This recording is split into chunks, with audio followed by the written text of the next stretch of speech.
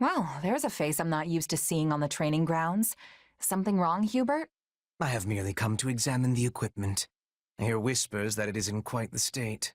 Further, my being here should come as no surprise. Her Majesty and I train in these grounds often. I never would have guessed. Can't say I'm not jealous, though. Shall I put in a request with Her Majesty on your behalf? I'm quite certain she'd join you.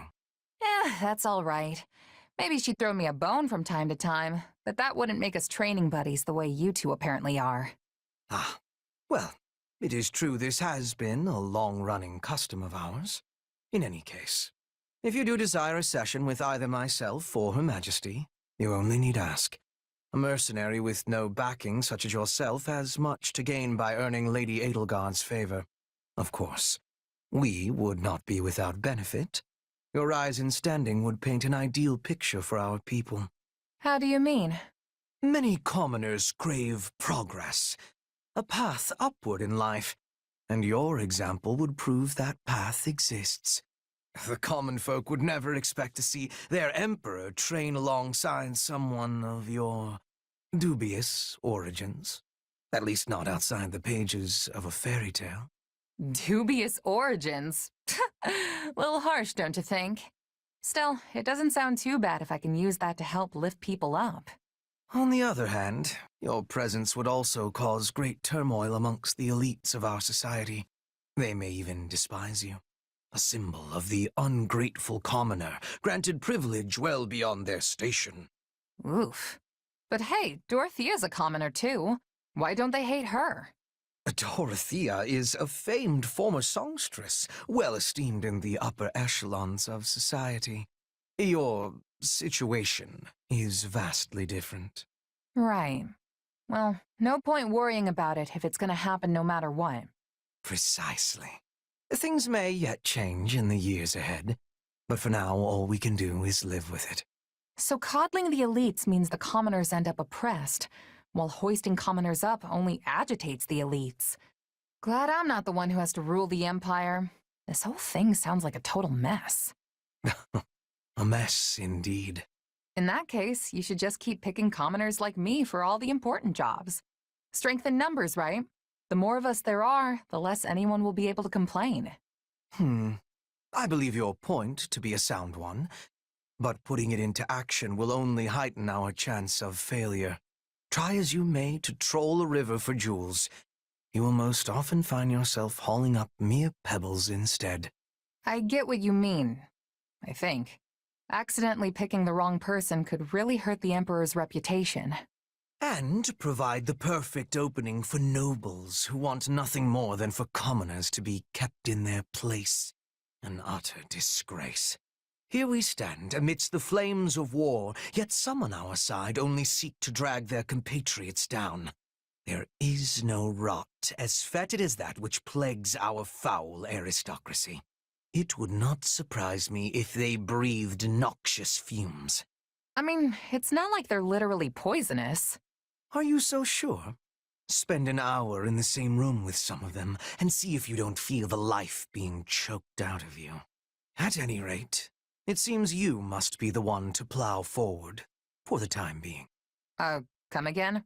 You are a mercenary, Captain, no? Surely there are worthy candidates for promotion among your subordinates. The situation would be far less volatile if any potential appointees came with your direct endorsement. Oh good, no pressure at all. And if the person I pick doesn't work out? Assuming they are not wholly indefensible, we would do our utmost to shield them from criticism. Though I suppose if worst came to worst, we would be forced to sever ties with them. And you. That's cold-blooded, Hubert. I'm not sure I'm up to the challenge, knowing what's at risk. Nobody is forcing you to pick someone. If you think it impossible, I will not try to convince you otherwise. Right, got it. I guess in the meantime, I'll let you know if I think of anyone who might be able to handle the job. And oh, let's keep the whole severing ties thing to the real worst-case scenario, okay? You might look the calm and logical type, but I know your emotions can get the better of you sometimes. A keener insight than I expected. Perhaps you truly are the right person for this task. Quite the eye you have on you. Thanks. My vision's not too bad, I guess. Now, if you could only pair it with some intellect, we would have a true wonder on our hands. Ah! Why are you always doing that? A question, if I may. Have you had any further contact with our slithering friends since that day? Not in the slightest. Why? Do you know something? Yes, actually. What with the riots in Rim territory and the former Duke Ayer's attempted rebellion. Thanks to that, we now have a lead on the insurgents within the Empire, as well as those who slither in the dark. Speaking to the latter, I also tried to determine if they had been attempting to reach you, or otherwise thought you an ally. But at present, it seems neither is the case, regrettably. At present? You still don't trust me, do you? In our conversations? The future of the Empire? Promoting commoners? I would have hoped you'd ease up at least a little after all that. Believe me, it brings me no joy and, in fact, some guilt to doubt you so. But I must be prepared for any eventuality. When needs must, I have made even my greatest enemy feel as though they are a trusted friend. Yet, at times, I have also shown extreme suspicion towards those who were, in all manners, undeserving of it. Yeah, I get it. Keep your cards close to the chest. Never let them know what you're actually thinking. You really are something, you know that? I'm just glad we're on the same side. I must admit, I only tell you all this because I do, in fact, consider you deserving of my trust. Even if you were once connected to those who slither in the dark, that is clearly behind you now. So believe me when I say, I have the utmost confidence in you. After what you just told me, I think I'm actually more worried now. I bet that's not how you really feel. I get the feeling that any attempt I make at explanation will only dig myself further into this hole. Enough on that, though. Our problem now is what lurks beneath your mind's veneer. What do you mean? I can sense another you, bubbling away behind the one you present to the world. Call it intuition. What really worries me is that you may one day shed this husk you bear now, and become that someone else entirely. Another me, huh? Well, I appreciate the concern, but even if that someone does exist, I won't let them overtake me. I mean, come on! I'd shove that other me right back where they came from and earn your trust once and for all. Though just so we're clear, I don't think you have anything to worry about. Very well. I suppose I will have to take your word. For now. In any case, I hope that as we inscribe Fodlan's new future, we do so with you by our side. Oh, hey, Ignatz. What you reading? Wow. Yeah, he definitely didn't hear me. Hey, Ignatz! Ah, what? Oh, it's you. Can you please try to not sneak up on me like that? Sorry about that. I was trying to talk to you, but it didn't seem like anything was getting through. Looks like you're really into that book, whatever it is. What's it about? Doesn't look like battle tactics at the very least. You're right. This is the Traveler's Journal. It chronicles places that lie beyond Fodlan's borders. You've seriously been lugging books around with you? Though I admit, that does sound like a good one. Yes, it's fascinating. The author's unknown, but whoever it was really traveled to all these places and documented everything. It's amazing how vastly things can differ depending on where you are, like the plants or the animals or even the ore in the ground. And of course, the way people live in those areas is so diverse too, like their food and their clothes. But what's most interesting to me is the architecture. Ruins in Fodlan contain ancient architectural styles that are, for some reason, also found on faraway islands. All right, I get the picture. You talk like you've seen it all firsthand. Well, I really try to place myself in the author's shoes when I read. So I guess in a way, I have. I'd love to visit all those places myself, but that's easier said than done. Especially since I became a knight. The way you say that makes me think you never wanted to be a knight in the first place. Oh, no! No, of course I did. At any rate, both my father and my brother are pleased that it's official. Sounds to me like you became a knight for them. That's not it at all. I'm very happy with my decision, honest. Even though you can't go off traveling? Yeah, getting sent out to different locations for battle is kind of the same thing. Oh, but of course the mission always comes first. It's not like I go off wandering whenever I feel the urge. Uh-huh. But you would if you could, right? Why do you keep asking me about this? All these leading questions, they're uncalled for. I might not be able to travel of my own volition, but I can read books and go wherever I want in my imagination. And that's good enough for me. Aha. Mm-hmm. Looks like he's at it again. How's the book, Ignatz? Ah! Could you please not surprise me like that? Sorry. So, you got more books, huh? They look expensive. They were tucked away in my family's storeroom. I had my brother send them to me. We're a merchant family. All the books here are technically meant to be for sale. But they've gone unsold for years now, so he sent them. Without telling my father. Your brother sounds like a nice guy. Are you two close? We weren't when we were younger, but I guess we are now. We do write to each other a lot. And he listens to even my strangest requests. That's why I tend to go to him for everything. Wonder if he feels sorry for me since I became a knight for our family's benefit. So you didn't really want to do it then?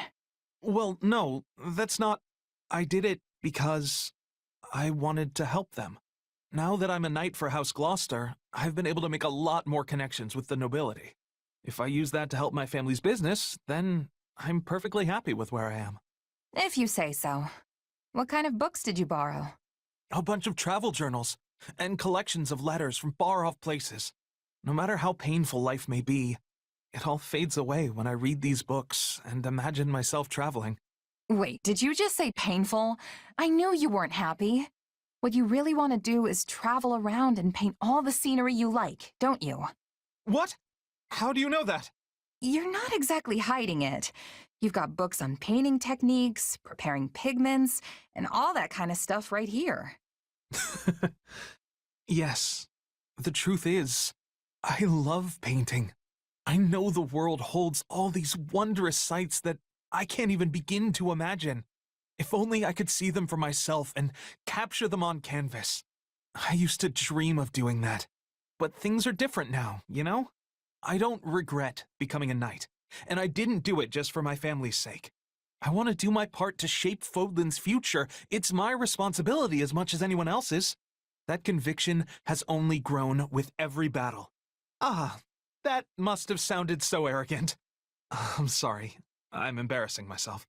All right. If you're gonna make it that clear you don't regret your choice, then I'll stop pestering you. But this war is gonna end one day. Why not keep your dreams alive for when it does? Maybe I will. Hey, do you have a moment? What's going on, Ignatz? Finally leaving on that journey to see the world? No, not that. In fact, we're not going to talk about my dreams today. You always ask questions about me, but you never talk about yourself. So, I thought it was high time I asked about you. You certainly have piqued my curiosity. What? You got a crush on me or something? Huh? No! I mean, I like you, but not like, in that special way. I'm joking, don't worry. No need to get all flustered. So, what did you want to know? Well, since I told you about my dreams, I wanted to know about yours. My dreams, huh? I think being a mercenary and going wherever the wind takes me sounds pretty good. You still want to be a mercenary? Even after the war's over?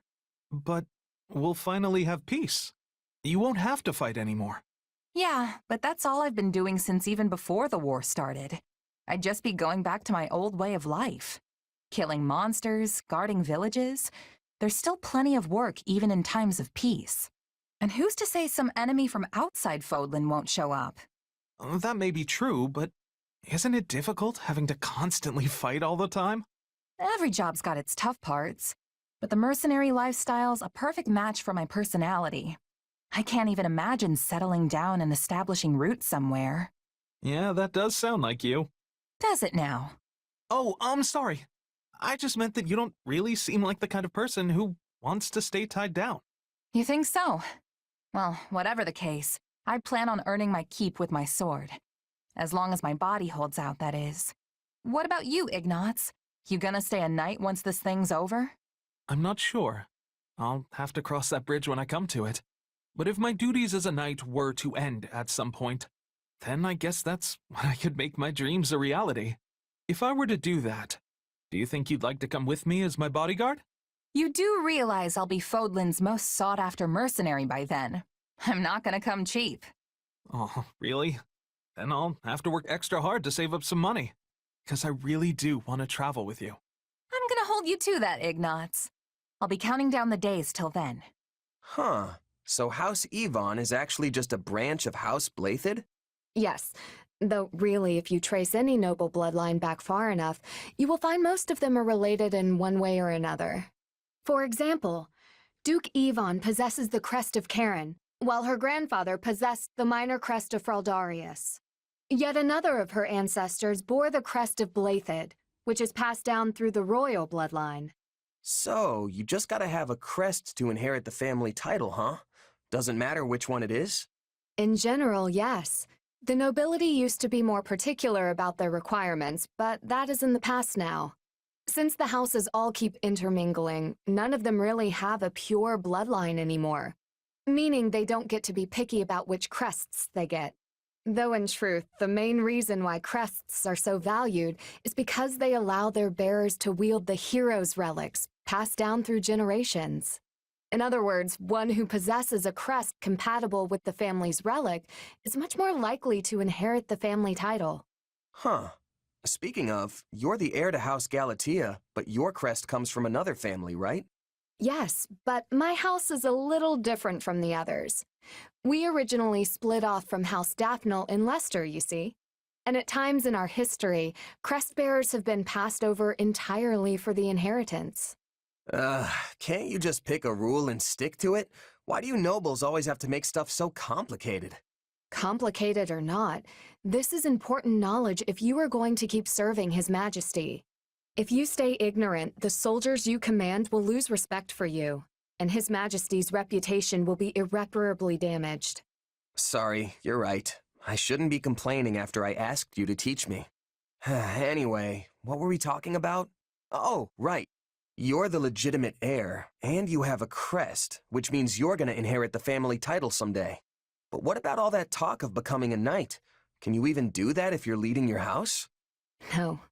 I have dreamt of obtaining knighthood and defending the king ever since I was a little girl. But I'm afraid it's not meant to be. And none of your siblings have crests, do they? Isn't there anyone who can take the title for you? My eldest brother says he is willing to do so if necessary.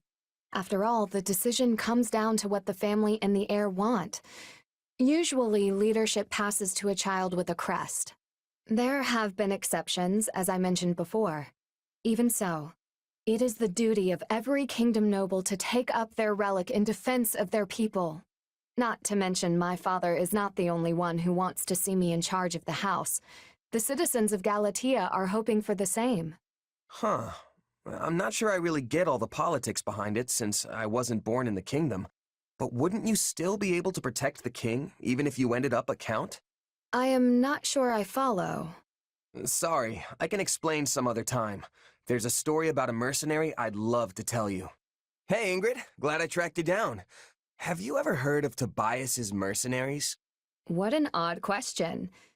Tobias, The name does sound familiar somehow. Huh, I thought everybody knew about them. Captain Burling must have exaggerated that part. Anyway, they were a big mercenary group my old captain used to be in when she was a kid. Apparently their leader, Tobias, was so loyal to one of the local lords that he was practically an honorary advisor. Strange. I thought mercenaries kept interactions with their employers strictly business. Most do, but not only did these mercs fight for this lord, they pitched in building the castle town too. They even went so far as to trade their swords and bows for hoes and pitchforks and tilled the barren land for the farmers of the region. And they opened up shops in town when the lord was going through some financial troubles. It sounds like they went far beyond what is expected of most mercenaries. Unless, is that something you all do? Oh, not at all. We're fighters through and through. Nobody in their right mind would ask us to drop everything to become farmers or merchants. Basically, both the mercenaries and the Lord were doing stuff way different from how they normally do. Yes, of course. A bunch of sellswords planting seeds and tending a shop is certainly unheard of. In the end, the captain grew so close to the noble of the region that people started calling him the Lord's right-hand man. I guess my point is, it doesn't matter what you are, mercenary, knight, noble. You aren't tied to any one role just because of the title you hold. Even battle-hardened mercs can end up as farmhands if that's what the client calls for. And if that's possible, surely a noble can do anything they want too. True enough. That ties into our conversation from before as well. Thank you. I will give the matter some thought. Good. I know it won't be easy to find the answer, but I'm here to bounce ideas off if you ever need it. And no matter what, I'm just glad my old captain's story actually helped you. All this stuff about Tobias and his mercenaries really caught me off guard the first time I heard it. You were right about that. But, I cannot shake the feeling that this Tobias person is familiar somehow. Wait, I remember now. I believe the noble in your story may have actually been my grandmother. Really? The last head of House Galatea? Yes. I don't remember very well since I was still so young, but I recall she had a friend by the name Tobias. Though I find it difficult to believe the old man I knew was once a strapping mercenary captain. If it really was him, he must have climbed the ranks even further than I realized. I mean, not just anyone can meet a noble's family like that. Who would have thought this old story would hit so close to home? Certainly not me. Hey, Ingrid. Not too often I see you wandering in town like this. Oh, I, was just out for a walk. What about you?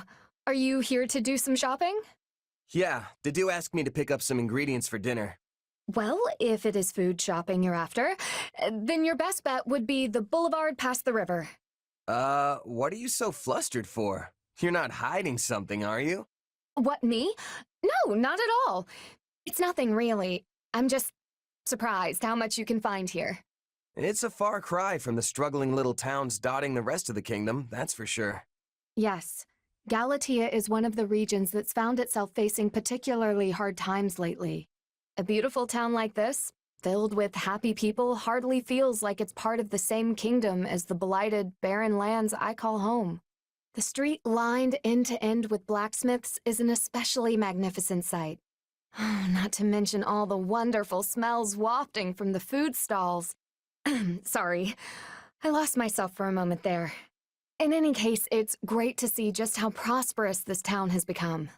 Don't worry, I get where you're coming from. Seems like there's barely any crime here either. I suppose I have much to learn from this town, as the future Count Galatea. Hey, speaking of, have you figured out what you want to do yet? Not at the moment, no. In fact, part of the reason I came into town today was to do some further searching. It's my dream in life to stand as a knight by His Majesty's side, just as my late fiancé once did.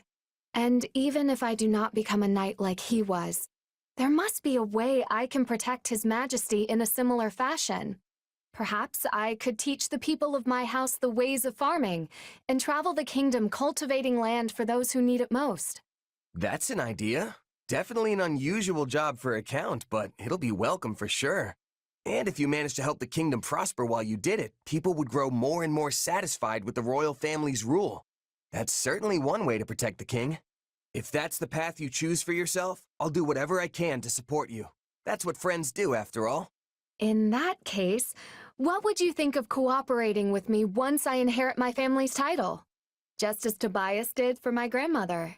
Don't tell me. You'd ask me to fetch you meat skewers every day to save you the trip into town? What? I would never. It was just a joke, don't worry. But I seriously do want to help. I believe in you, Ingrid. Oh, hey. You fishing too? Yeah, Ease up, kid. We're on the same side now, remember? I know. Guess I'm just not used to it yet. We're not getting paid to kill each other anymore. We can just sit here like normal folks and catch some fish. You're a mercenary, right? For us, there's no such thing as friends or foes once that contract's paid. Yeah, I know that too. You, Don't remember me, do you? Should I? I used to run with Burling's mercenaries. Burling. Ah, yes. That woman was an army unto herself. Yeah, but you and your company wiped us out. My captain, my comrades. Every last one of them died in that battle. So that's what this is about. You have a grudge against me? I'd be lying if I said I didn't. I really liked that scruffy crew. All of us got along, even the captain. They were the best group I'd ever been with. And just like that, they were gone. I tried to tough it out at the time, but it was really hard. After what happened, I made myself a promise. I was gonna get stronger. And someday, I would defeat you and the Ashen Demon. But we're allies now, so you're gonna have to let that go, huh? Looks like it. But you know, part of me is relieved. I don't think I could have beaten the Ashen Demon anyway. Hey now, what about me? Or are you saying you could take me? Oh, no, unless I try. By the way, for a regular guy just catching some fish, you haven't even got your hook on. Yeah, well, these old mitts aren't exactly made for tying tiny knots. Give it here. I'll do it. Ha! Not half bad, kid. Thanks. People call you a legendary mercenary, but you're a lot less dexterous than I imagined. Legendary is what they call dead people. I'm still alive and kicking, you know. Hey, and about what happened with Burling. I'm sorry. The whole thing was just two minor lords trying to get the better of each other. If Burling hadn't come for us, we could have avoided all the bloodshed. But she came roaring in, yelling that she would take us down and make a name for herself. My kid couldn't afford to hold back at that point. I know that doesn't make it better, but I hope it helps. What's done is done. You were just doing your job. I know that. Well, this is great. Having some trouble there, Gerald? I wanted to replace the clasp on my gauntlet, but I can't quite get the blasted thing to stay. Here, let me try. Well, look at that. You got a real knack for these things. Thanks, kid. I'm surprised you've survived this long with those ham hands. Being a good mercenary isn't all about dexterity, you know. Besides, when you've lived as long as I have, your body just doesn't work as well as it used to. Trust me. You don't look that old to me. You can't judge a book by its cover. I might not look it, but I'm practically an ancient tome. Not to mention I've lived pretty hard. Might just be a gut feeling, but I've started feeling like the goddess might call me to her side before long. Come on, it's not like you're at death's door. Besides, you really think the goddess would be calling you of all people? You don't hold anything back, do you? If the goddess won't have me, then I'll just have to make do in hell. Do you think you'd have any regrets if you died right now? Not one. Except maybe living too long. What about leaving your kid behind? Can't say I wouldn't be worried, especially because that kid isn't exactly normal. Yeah, that's a good way to put it. I've never seen a power like that before. Not even generals with crests measure up. True. It's not like my training was all that rigorous either. But before I knew it, my kid had become the Ashen Demon. Just a personal quirk, I guess. Makes it tough to find friends, though. In that sense, I'm glad we're here. There's tons of young folks around. And maybe the kid'll take a shine to you, since you're both mercenaries. Who knows? I've been hoping we could talk more at least. Is that so? I'm glad to hear you say that. Takes a load off my mind. Now you really sound like a dad. I was never much of a parent, but I do worry all the same. You know, I think we were meant to end up on the same side. Would you do me a favor and look after my kid? When you put it that way, it really does sound like you're about to die. Hey, it's possible. Tomorrow's never guaranteed in this line of work. I meant what I said. Can I count on you? Yeah, sure. I'm not gonna refuse a dying man's wish after all. Yuritsa? What's wrong? Not here, either. Hey, hold on. If you're looking for someone, I'd be more than glad to help. Leave me be. Friendly as ever, I see. You know, it's kinda hard to believe you and Mercedes are related. Why don't you let me help you? You seem worried. How could you tell? You're not exactly hiding it. You nearly busted the chapel door clear off its hinges. I'm looking for someone. She is injured. Huh? Did someone go missing from the infirmary? Wait, are you talking about an enemy? Not an enemy. However, she fled when she saw me. Well, then why would she run? Oh, I get it. Was it Bernadetta? Not her. Though, the one I seek was likely frightened by me as well. Well, you're not really the most approachable guy. There's kind of this murdery aura about you. Like, if I let my guard down for even a second, it'd be the last thing I ever do. That is not my intention. I know that, but you'd probably still scare the life out of someone who's already jumpy. Even a beast would turn tail and run if it caught sight of the Death Knight. Then, what would you suggest? I will never capture her at this rate. Your biggest problem is that you always look like you're out for blood. Maybe we should start there. Just try to smile when the two of you talk. And definitely don't look like you're gonna kill her. When we talk? Interesting. Time is wasting. I must go. Wait, Yuritsa! Is he really gonna be okay? Huh? Oh, it's a cat. Looks like something spooked it. What's wrong, little guy? Is someone chasing you? Not that you'd be able to tell me anyway. Yuritsa, what's wrong? Wait a sec, why do I feel like this has happened before? There you are. Yeah? What's up? Not you. Her. The creature who raided the pantry. Wait, you mean the cat? She is swift. This is not the first time she has eluded my grasp. Not the first... Oh, so this is who you were chasing the last time. Yes, she was injured. I tried to tend to her, but she fled. Eventually, another soldier apprehended her. So that's what was going on. It wasn't a person who went missing. It was a cat. Now that I think about it, I don't know if you ever said she was a person. Sorry for jumping to conclusions. The fault is mine as well. My word choice was poor. Honestly, I'm more surprised than anything. Never really saw you as a cat person. I always thought your antisocial tendencies extended to everyone, human and animal. I only loathe people. I had a cat once, back at House Bartels, with my sister. No kidding. So they weren't always scared of you? No. However, the cat vanished. After my mother and sister left, perhaps it was frightened by the sight of me covered in blood. I'm no cat expert, but they say animals can sense danger. Maybe it could tell that you'd become a threat somehow. Cats are fickle. Anyway, what do you plan to do once you've caught this bread bandit? Take her with me, and make sure she never steals again.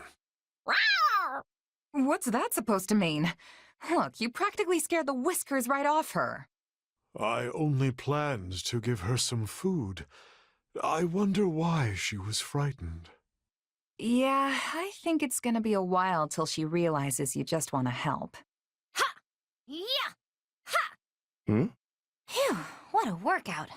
Oh, hey, are you here to train too? Nah, just grabbing something I forgot earlier. Is this normal training time for you, Leonie? Well, yeah. We've been so busy lately, I've had to squeeze it in whenever I can. Huh. You work hard, for a mercenary. I'm just starting out in my career, so I can't afford to slack off now. I only started training as a merc after the Officers' Academy closed, remember? Meanwhile, you were one before you even came to the Academy. You've got years of experience on me. Still, you're skilled, and you've got brains, which means you're more promising than the average rookie. I hope you're right. I have to distinguish myself at some point, or else I won't be able to face the captain. You have a captain? Yep. He visited my village when I was a kid, and I practically begged him to make me his apprentice. I was probably a huge nuisance, but I was so desperate to get out of my village and be independent. Gerald treated me like an annoying little brat at first, but eventually, he taught me for real. He showed me everything. Tricks of the trade, standard training routines, basic strategy. Don't you have a mentor? Someone who showed you the ropes? A mentor? I do have a mentor, in a sense.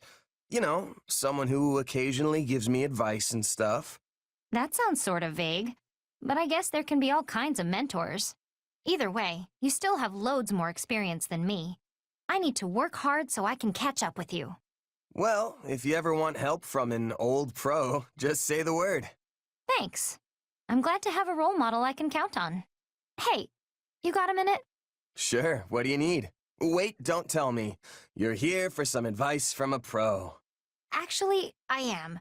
You know how all the top mercenaries have some kind of specialty? Some excel at swordsmanship, some are adept in subterfuge, and so on. Even you have your own special thing. That incredible, mysterious power.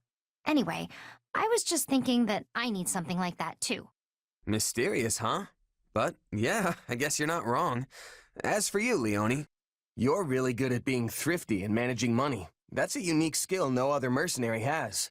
Come on, are you even taking this seriously? That has nothing to do with my work. Besides, if I made a name for myself because of that, people would just think I'm stingy or greedy. Well then, what about your bow and arrow skills? People already say you're a master. I was raised in a hunting village, so yeah, I do know my way around a bow. But a bow and arrow isn't very helpful in the middle of a heated battle, is it? I figure I'll need to do better than that if I want to be a first-rate mercenary. You can use all kinds of weapons, right? And you can even ride horses.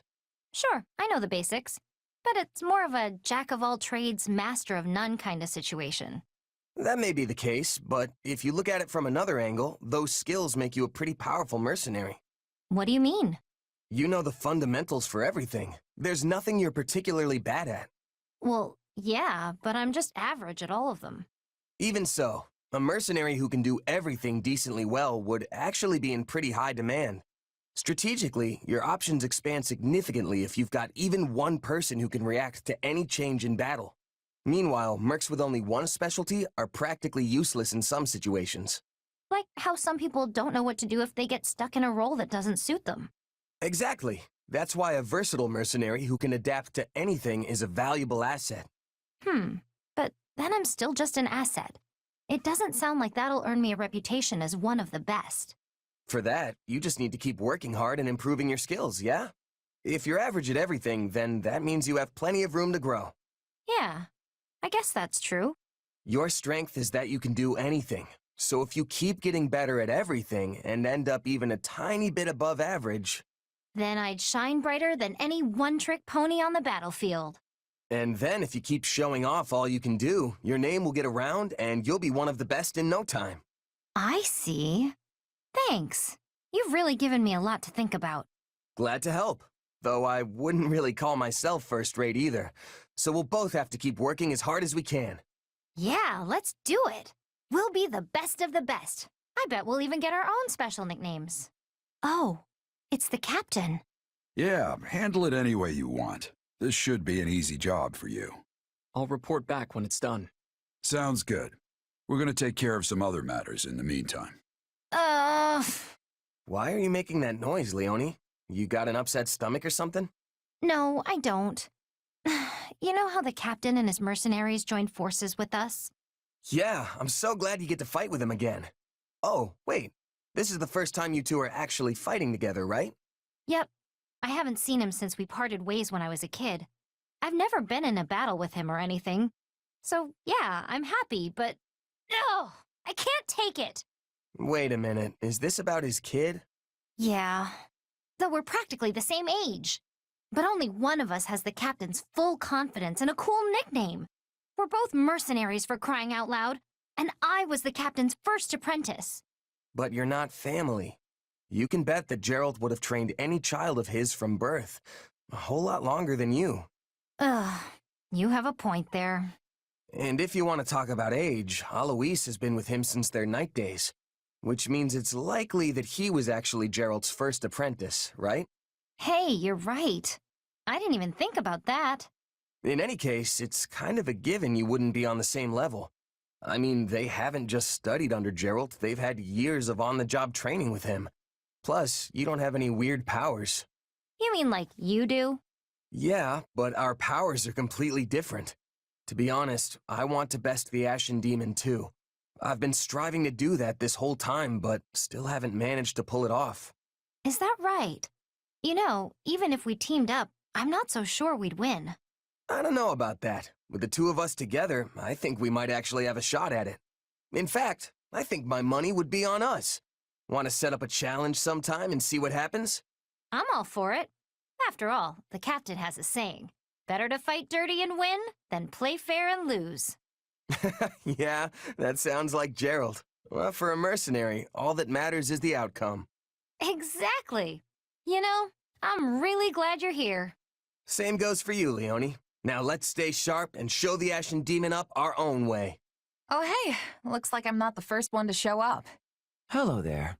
No need to pay me any mind. I'll just be absorbed in my book here. I assume you've come to meet someone? As they've clearly not arrived yet, why don't you join me? Here. Thanks. Hey, Linhart, you're into all that spooky magic stuff, right? Like sorcery and crests and whatnot? Yes? Why? Is there something you'd like to ask me? Oh, no. I was just thinking it's kind of weird that you've never really been interested in my power. Do you want me to be? Yeah, I mean, I don't even understand it myself. But with you helping me, I might actually learn something. That and Hubert scared me half to death talking about how you might experiment on me. Just so we're clear, I'm not into that. Uh-huh. Well, not everything piques my interest. Your circumstances simply do not. If you're not interested, then so be it. But is there any particular reason why? Hard to say. Perhaps because a sword is the only thing you're able to manifest? Strictly speaking, I suppose your power does raise some questions. But that sinister weapon of yours, it just doesn't leave me all that interested in learning more. Sinister, huh? That's one way to describe it. Tell me, have you ever beheld one of the hero's relics? They also possess the most peculiar aura. And yet, there's something almost divine about the terror they instill. But your sword? It's cold. Maybe even inhuman. In more complex terms, it's little more than an inorganic, dispassionate construct. Not a hint of the goddess's divine guidance in its design. It's not as if you were able to choose what you manifested, right? It just came to you. True. But what if I could turn it into something else and start manifesting different things? Would you be interested then? Is such a thing possible? I would like to see that for myself, I must admit. In fact, I'd be quite excited by that. What a fascinating topic to lay at my feet. Hey, it was just a suggestion. I have no idea if I can actually do it. But aren't you the one who brought it up? Ah, it's you. How's it going? Any developments to report? You mean with my power? Not really, no.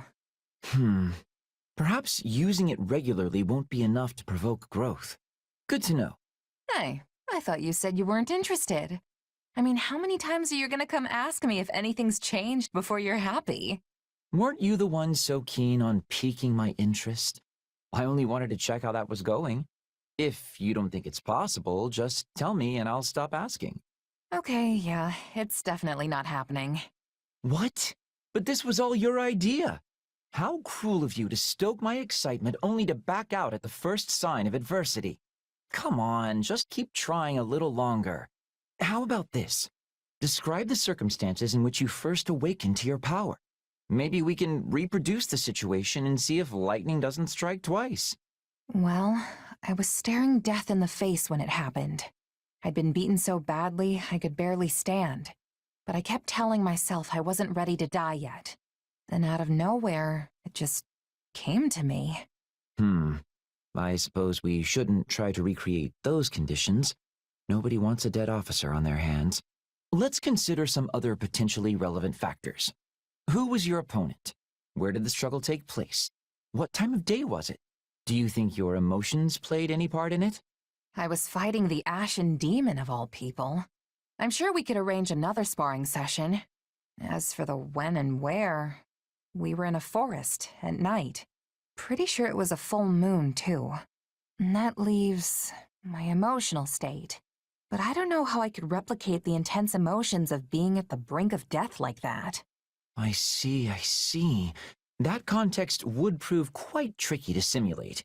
And if your power functions similar to a crest, revealing itself even when you don't intend it, that leaves only one option. Observing you on the battlefield at all times. This is turning out to be more work than I signed up for. You don't have to keep doing this if it's too much, you know. A valid point. It seems I'll need to rethink the nature of our relationship moving forward. So in the end, it seems we're no closer to unveiling the truth about your powers. You can say that again. At this rate, the war will be over and done with by the time we make any headway. That would admittedly be cause for celebration, at least. Your power, like that of a crest, is undoubtedly meant to be wielded as an instrument of war. And as the tides of battle recede, your chances of encountering a life-or-death situation grows slimmer and slimmer. Therefore, you'll be forced to use your power less and less often. And that's probably for the best. Why is that such a good thing? Because we still don't know enough about its effects, both during and after its use. You know, they say even a hero's relic wielded by its corresponding crest bearer will still drain a portion of that person's life. It's reasonable to suspect your power could have a similar impact on both your body and mind. Hey, you're starting to scare me here. Honestly, I was just planning on going back to being a regular old mercenary after the war ends. Can't really imagine life without a blade in my hand, you know? I should have guessed. I imagine your expert services will be in high demand even once the conflict is over. In fact, Edelgard herself seemed keen on asking you to settle down in Imbar to support the Empire. Really? Not that I'm not flattered, of course, but putting down roots isn't really my thing. No, I suppose not. Though I have to admit, it would put my mind at ease to have you by my side once this is all over. You want me by your side? Would you care to elaborate on that? Consider the possibilities.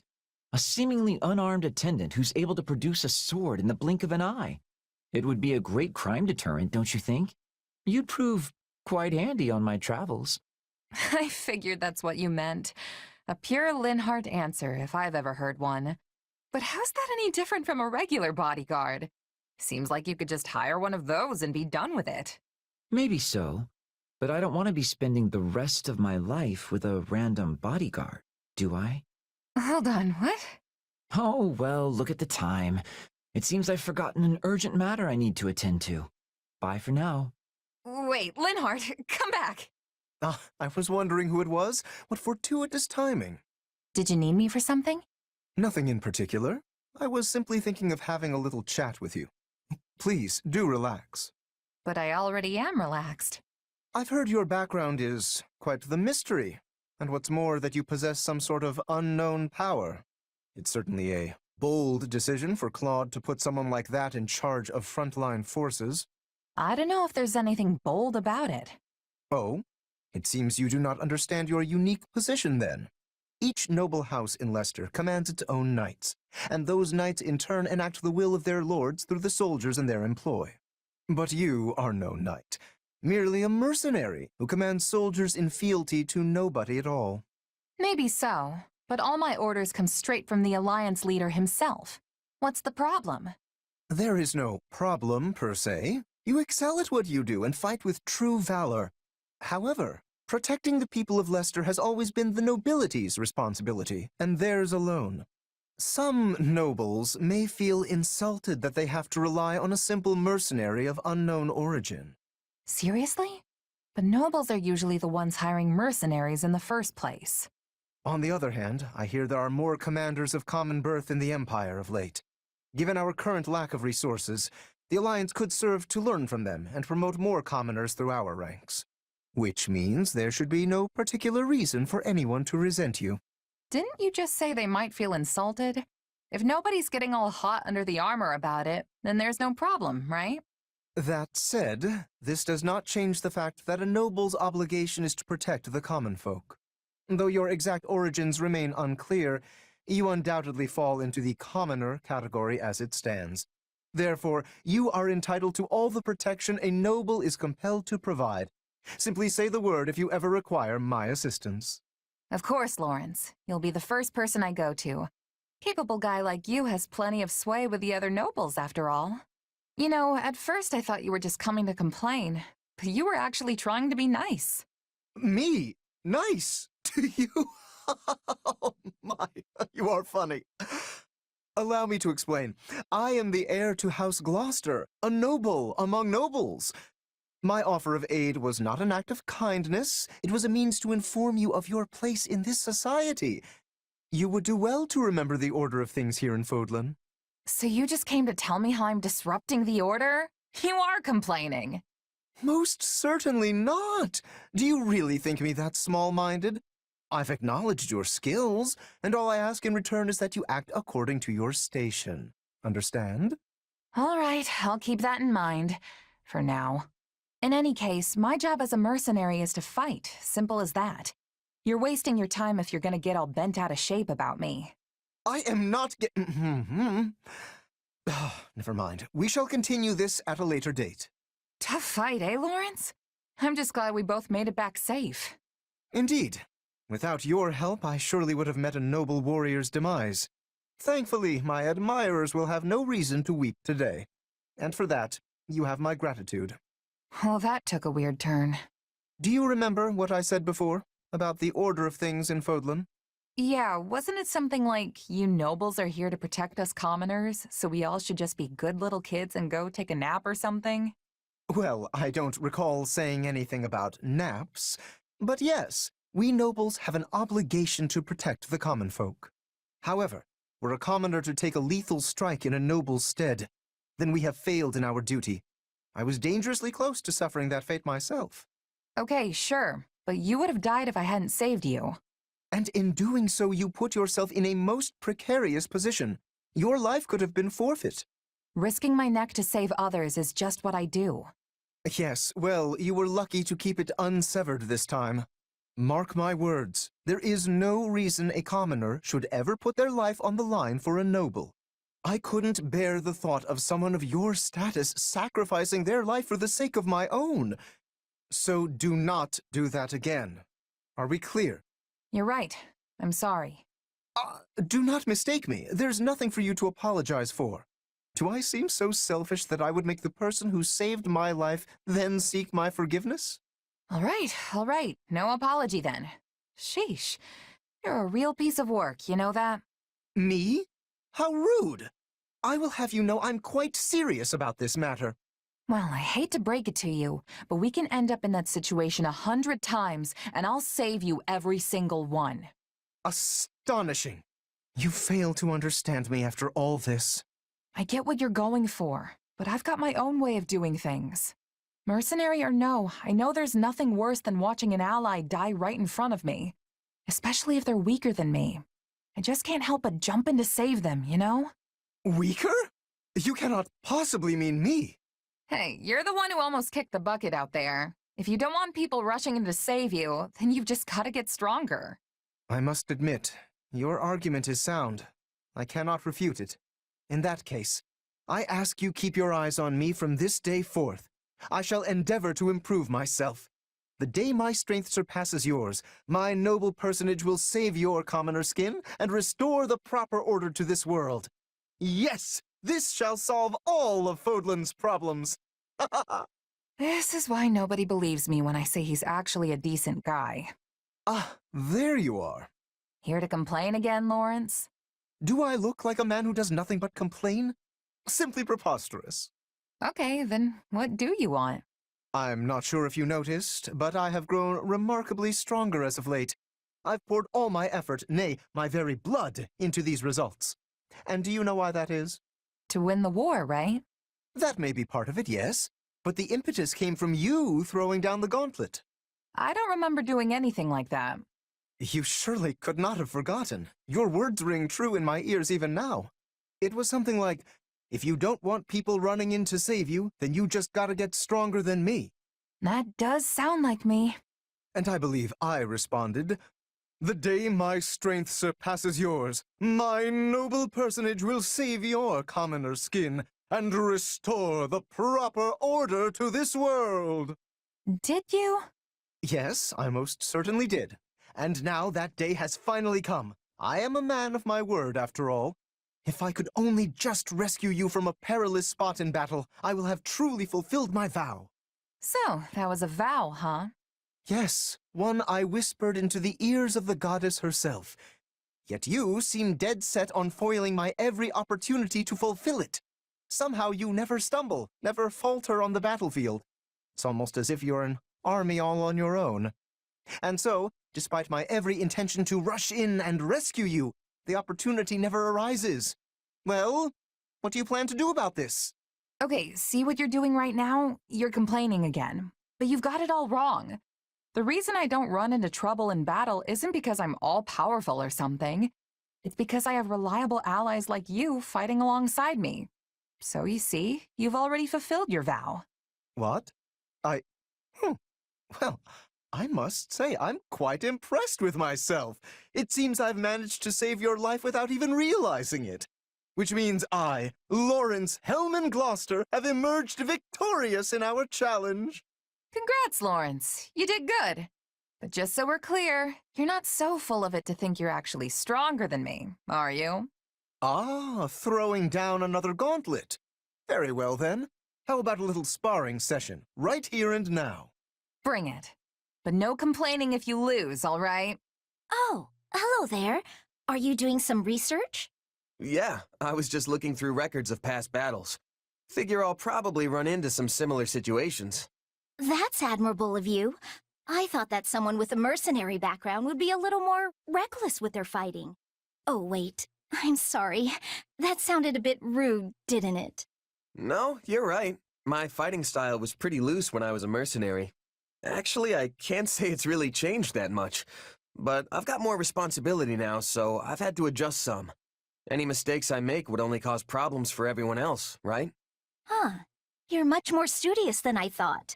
I can see why Claude trusts you so much. You really think I'm held in such high regard? That's what I've heard, at least. It's very impressive, especially since you're so young. Thanks, Lysithia. And the same goes for you, too. For a kid, you're amazing at what you do. Excuse me? Who is a kid? Huh? Well, you are. I must ask that you refrain from treating me like a child. I wasn't trying to... You said, and I quote, for a kid. I'm aware that people often treat me like a child, but to think you'd call me one directly to my face!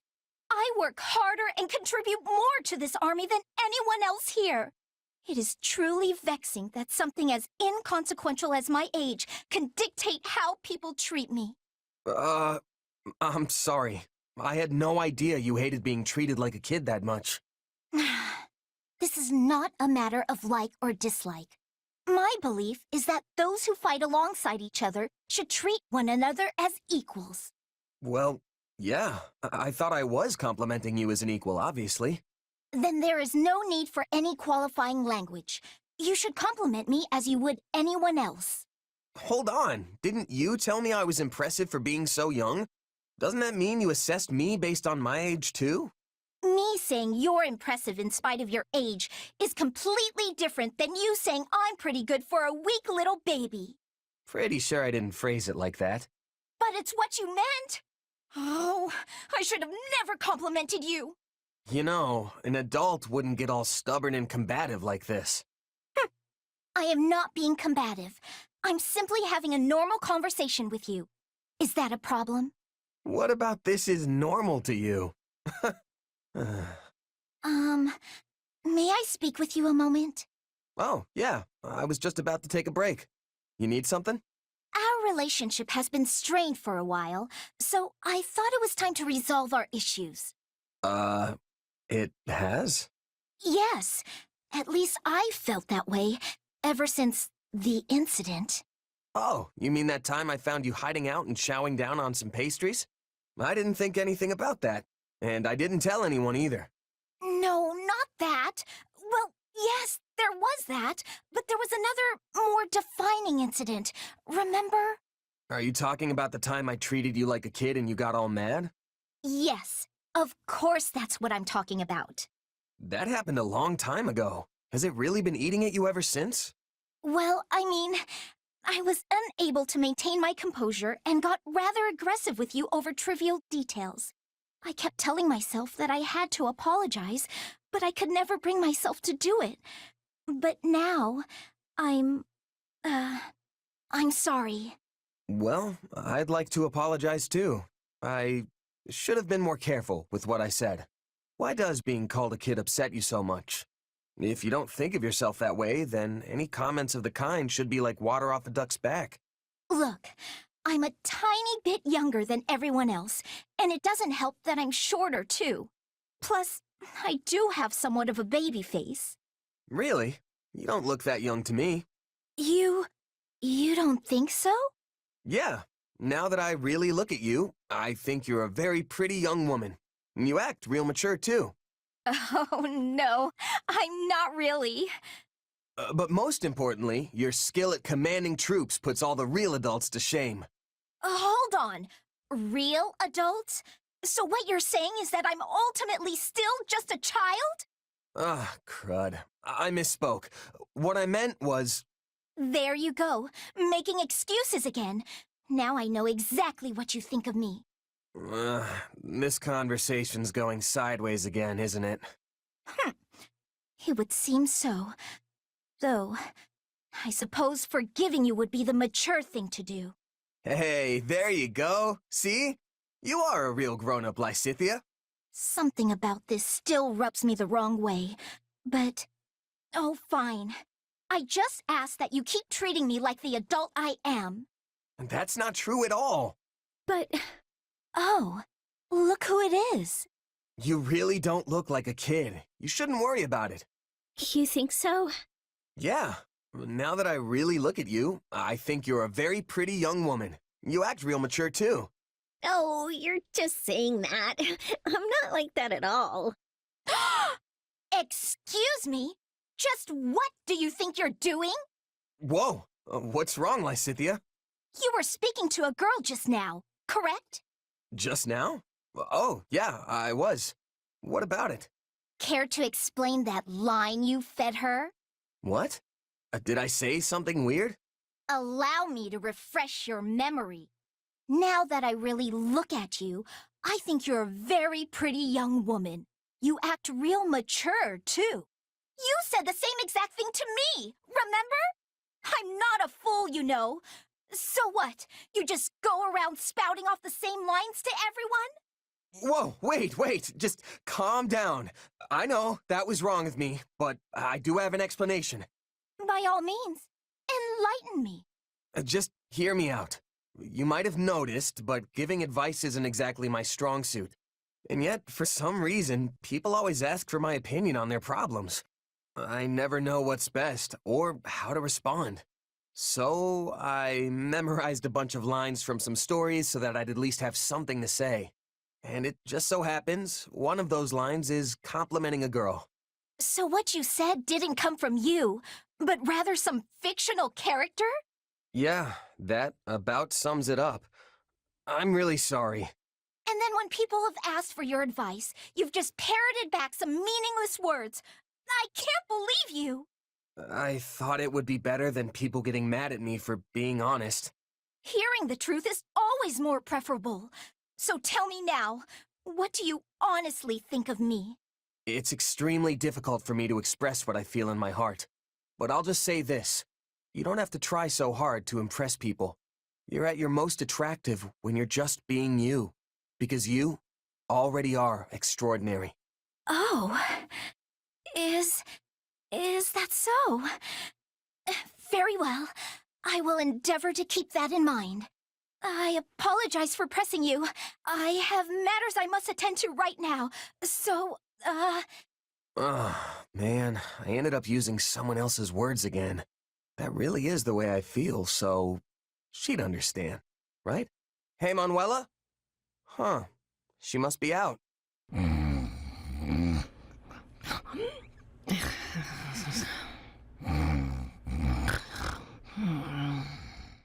Did I hear something? Oh, wait. Is she sleeping in one of the patient beds? Oh, you. So silly. She's smiling. I wonder what she's dreaming about. Wait, don't go. So you're just gonna leave? Uh-oh, now she's scowling. Looks like things are going downhill fast. Get back here. You'll regret this. You hear me? I'll never forget. Morning, Manuela. Oh my. I don't even remember falling asleep. I don't suppose I was talking in my sleep, was I? You said something about someone leaving, like, don't go. Yeah, that's what happened in the dream. I thought I'd found the one. But in the end, he cast me aside. Just thinking about it makes me furious. How is it that even in my dreams I am hopelessly single? Oh, I need a moment. Are you okay? I'm sorry, but could I trouble you for a glass of water? Phew, that is much better. Thank you. No problem. But, it smells like you've been swimming in booze. Are you hungover? I might be. Is that a problem? Well, I don't think the infirmary is supposed to look like a bear charged through here. That seems like a problem to me. Back off, will you? You're the one who trounced in here unannounced and eavesdropped on my private, if humiliating, sleep-talking. And now you're attacking me for a tiny hangover and a messy room? Who do you think you are? My husband? What? No, but as your friend and comrade, I can't not say anything. I know, you're right. I'm sorry. I tend to fly off the handle when I'm embarrassed. Hey, can I ask you for one teensy favor? Let me guess, you want help getting this place cleaned up, right? I suppose I could lend you a hand. No, not that. Would you be a dear and pretend like you didn't see any of this? Ah, gotcha. Don't worry. I won't say a word. You're a class act. Thank you. Well, I don't want everyone to think worse of me than they already do. I mean, honestly, where did it all go wrong? Did you know I was once a diva with a Mittelfranc opera company? But now, apparently I'm just a shadow of my former self. Can you believe how rude that is? Why would you kick a girl when she's down? What? But I didn't... How about this? In lieu of hush money for our little secret, perhaps I'll let you hear me sing next time. I'll show you that this diva's just as dazzling as ever. Now you have something to look forward to. Anyway, did you need something? Huh? Oh, yeah.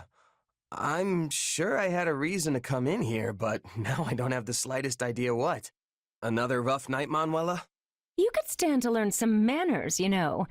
I had a little too much to drink yesterday, that's all. More importantly, you saw me perform, right? Yeah, I was at the inn. You really do have a beautiful voice. I was impressed. I told you so.